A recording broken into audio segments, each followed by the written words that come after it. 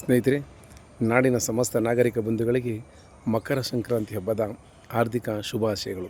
ಸ್ನೇಹಿತರೆ, ಈ ಸಂಕ್ರಾಂತಿ ಹಬ್ಬವನ್ನು ಇಡೀ ನಮ್ಮ ರಾಜ್ಯ ಅಲ್ಲ, ಇಡೀ ದೇಶದೆಲ್ಲೆಡೆ ಸಡಗರ ಸಂಭ್ರಮದಿಂದ ಹಬ್ಬವನ್ನು ಆಚರಣೆ ಮಾಡ್ತಾರೆ. ಸ್ನೇಹಿತರೆ, ನಮ್ಮ ಭಾರತ ದೇಶದಲ್ಲಿ ಹಿಂದೂ ಸಂಪ್ರದಾಯದಲ್ಲಿ ಪ್ರತಿಯೊಂದು ಹಬ್ಬಕ್ಕೂ ತನ್ನದೇ ಆದಂಥ ವಿಶಿಷ್ಟತೆಗಳಿರುತ್ತೆ. ಈ ಸಂಕ್ರಾಂತಿ ಹಬ್ಬಕ್ಕೂ ತನ್ನದೇ ಆದ ಮಹತ್ವವಿದೆ. ಚಿಕ್ಕದಾಗಿ ಚೊಕ್ಕವಾಗಿ ನಾನು ಸಂಕ್ರಾಂತಿ ಹಬ್ಬದ ಮಹತ್ವವನ್ನು ತಮ್ಮ ಮುಂದೆ ಹಂಚಿಕೊಳ್ಳೋ ಒಂದು ಸಣ್ಣ ಪ್ರಯತ್ನವನ್ನು ಮಾಡ್ತೀನಿ. ನಮ್ಮ ಈ ಸಂಕ್ರಾಂತಿ ಹಬ್ಬದ ಹಿನ್ನೆಲೆ ಏನಪ್ಪ, ಇದನ್ನು ಯಾಕೆ ಮಾಡಬೇಕು ನಾವು ಅಂತಂದರೆ, ನಮ್ಮ ಪೂರ್ವಿಕರು ಸಹ ಈ ಹಬ್ಬವನ್ನು ತುಂಬ ವಿಜೃಂಭಣೆಯಿಂದ ಅಚ್ಚುಕಟ್ಟಾಗಿ ಆಗಿಂದ ಮಾಡ್ಕೊಂಡ್ಬಂದಿದ್ದಾರೆ. ಸ್ನೇಹಿತರೆ, ಈ ನಮ್ಮ ಪುರಾಣಗಳಲ್ಲಿ ಹೇಳಿರೋ ಹಾಗೆ, ತಿಳಿಸಿರೋ ಹಾಗೆ, ಈ ಸಂಕ್ರಾಂತಿ ಹಬ್ಬ ಮಹಾಭಾರತದ ಕುರುಕ್ಷೇತ್ರ ಕಾಲದಿಂದಲೇ ಸಹ ನಮಗೆ ರೂಢಿಯಲ್ಲಿದೆ. ನಮಗೆ ಯಾವ ರೀತಿ ಹಬ್ಬ ಏನಕ್ಕೆ ಮಾಡಬೇಕು ಅನ್ನೋದು ಸಹ ತೋರಿಸ್ಕೊಟ್ಟಿದೆ. ಮಹಾಭಾರತ ಯುದ್ಧ ನಡಿಬೇಕಾದ್ರೆ ಅರ್ಜುನನ ಬಾಣಗಳಿಂದ ಭೀಷ್ಮಾಚಾರ್ಯರು ಇಡೀ ದೇಹಕ್ಕೆ ಬಾಣಗಳು ಒಕ್ಕಿದರೂ ಸಹ ಅವರು ಇಚ್ಛಾಮರಣಿಯಾಗಿರೂ ಸಹ ಈ ಒಂದು ಸುದಿನಕ್ಕೋಸ್ಕರ ಸೂರ್ಯ ಉತ್ತರಾಯಣಕ್ಕೆ ಬರಲಿ ಅನ್ನೋಕ್ಕೋಸ್ಕರ ತಮ್ಮ ಜೀವವನ್ನು ಇಟ್ಕೊಂಡಿರ್ತಾರೆ.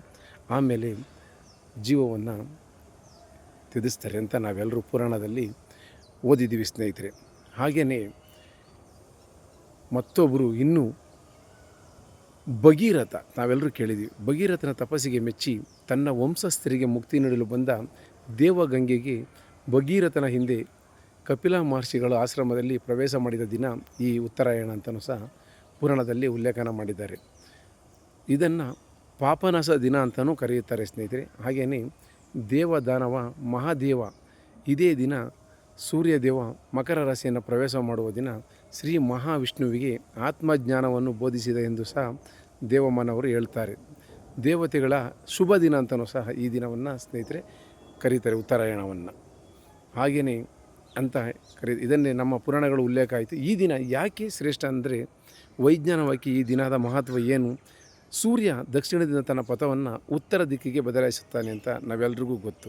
ಇಲ್ಲಿಂದ ವಾತಾವರಣ ಬದಲಾಗುತ್ತೆ.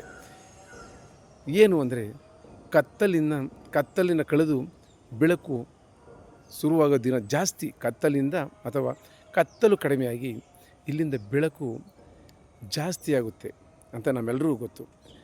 ಹಾಗೆಯೇ ಇಲ್ಲಿಂದ ಮಕರ ಸಂಕ್ರಾಂತಿ ಆಚರಣೆ ಹಿನ್ನೆಲೆ ನಮಗೆ ಸುಗ್ಗಿ ಹಬ್ಬ. ಹೆಣ್ಣು ಮಕ್ಕಳು ಇದರಲ್ಲಿ ವಿಶೇಷವಾಗಿ ಎಲ್ಲ ಮನೆಗೂ ಎಳ್ಳು ಬೀರೋದು, ಎಳ್ಳು ಬೀರಿ ಒಳ್ಳೆ ಮಾತನಾಡುವಂಥ, ಎಳ್ಳು ಬೆಲ್ಲ ತಿಂದು ಒಳ್ಳೆ ಮಾತನಾಡುವಂಥ ನಮ್ಮ ಕನ್ನಡ ನಾಡಿನ ಜನ ಮನೆಯಲ್ಲಿ ಈ ಮಾತನ್ನು ಆಡ್ತಾರೆ. ಸಂಕ್ರಾಂತಿ ಹಬ್ಬದ ದಿನ ಎಳ್ಳು ಬೆಲ್ಲ ತಿಂದು ಒಳ್ಳೆ ಮಾತಾಡು ಅಂತ ಹೇಳ್ತಾರೆ. ತಮಗೆಲ್ಲೂ ಗೊತ್ತು. ನಮ್ಮ ದಕ್ಷಿಣದಲ್ಲಿ ಮಾತ್ರ ಅಲ್ಲ ಸ್ನೇಹಿತರೆ, ನಮ್ಮ ಕರ್ನಾಟಕದಲ್ಲಿ ಮಾತ್ರ ಈ ಹಬ್ಬವನ್ನು ಆಚರಣೆ ಮಾಡೋದಿಲ್ಲ. ಕರ್ನಾಟಕದಲ್ಲಿ ಪ್ರತಿ ದೇಶದ ಮೂಲೆಗಳಲ್ಲೂ ನೋಡಿ, ಇದೇ ಹಬ್ಬವನ್ನು ತಮಿಳುನಾಡಿನಲ್ಲಿ ಪೊಂಗಲ್ ಅಂತ ಕರೆಯುತ್ತಾರೆ. ಗುಜರಾತಿನಲ್ಲಿ ಇದೇ ಹಬ್ಬವನ್ನು ಉತ್ತರಾಯಣ ಅಂತಾರೆ. ಪಂಜಾಬಿನಲ್ಲಿ ಲಾವಡಿ ಅಥವಾ ಮಾಗಿ ಹಬ್ಬ ಅಂತ ಕರೀತಾರೆ. ಗರ್ವಾಲ್ನಲ್ಲಿ ಇದನ್ನು ಕಿಚಡಿ ಅಂತ ಕರೀತಾರೆ. ಅಸ್ಸಾಂನಲ್ಲಿ ಬೇವಾಲಿ ಬಗು ಎಂದು ಕರೆಯುತ್ತಾರೆ. ಉತ್ತರ ಪ್ರದೇಶದಲ್ಲಿ ಉತ್ತರಾಯಣ ಎನ್ನುತ್ತಾರೆ. ಕಾಶ್ಮೀರದಲ್ಲಿ ಮಕರ ಸಂಕ್ರಾಂತಿ ಅಂತಲೇ ಕರೆಯುತ್ತಾರೆ. ಕಾಶ್ಮೀರದಿಂದ ಕನ್ಯಾಕುಮಾರಿವರೆಗೂ ಅಶೇಕು ಹಿಮಾಲಯ ಪರ್ಯಂತ ಆಚರಿಸುವ ಹಬ್ಬ ಈ ಸಂಕ್ರಾಂತಿ ಹಬ್ಬ. ಹೀಗೆ ಈ ಸಂಕ್ರಾಂತಿ ಹಬ್ಬವನ್ನು ದೇಶದೆಲ್ಲೆಡೆ ಅತಿ ವಿಜೃಂಭಣೆ ಸಡಗರ ಸಂಭ್ರಮದಿಂದ ಆಚರಣೆ ಮಾಡ್ತಾರೆ. ಸ್ನೇಹಿತರೆ, ಹಾಗಾಗಿ ಈ ಸಂಕ್ರಾಂತಿ ಹಬ್ಬವನ್ನು ಚಿಕ್ಕದಾಗಿ ಚೊಕ್ಕದಾಗಿ ನಾನು ನಿಮ್ಮ ಮುಂದೆ ಹಂಚ್ಕೊಂಡಿದ್ದೀನಿ ಅಂದ್ಕೊಂಡಿದ್ದೀನಿ. ಈ ಹಬ್ಬ ನಮ್ಮೆಲ್ಲರಿಗೂ, ನಮ್ಮ ಹಿಂದೂಗಳಿಗೆ ಇಡೀ ಭಾರತದಾದ್ಯಂತ ಇವತ್ತು ಸಡಗರ ಸಂಭ್ರಮದಿಂದ ಆಚರಣೆ ಮಾಡ್ತಾಯಿದ್ದಾರೆ. ಮತ್ತೊಮ್ಮೆ ಎಲ್ರಿಗೂ ಒಳ್ಳೆಯದಾಗಲಿ. ಮತ್ತೊಮ್ಮೆ ಎಲ್ರಿಗೂ ಮಕರ ಸಂಕ್ರಾಂತಿ ಹಬ್ಬದ ಹಾರ್ದಿಕ ಶುಭಾಶಯಗಳನ್ನು ಹೇಳ್ತಾ, ಯಾರು ನನ್ನ ಯೂಟ್ಯೂಬ್ ಚಾನಲ್ಗೆ ಸಬ್ಸ್ಕ್ರೈಬ್ ಆಗಿ ಅಂತ ಹೇಳ್ತಾ, ನಾನು ನಾಗಮಂಗಲ ನಂಜುಂಡಿ ಯೂಟ್ಯೂಬ್ ಚಾನಲ್ ಮತ್ತೊಮ್ಮೆ ಬೇರೆ ವಿಚಾರದೊಂದಿಗೆ ನಿಮ್ಮ ಮುಂದೆ ಬರ್ತೀನಿ. ಎಲ್ರಿಗೂ ನಮಸ್ಕಾರ.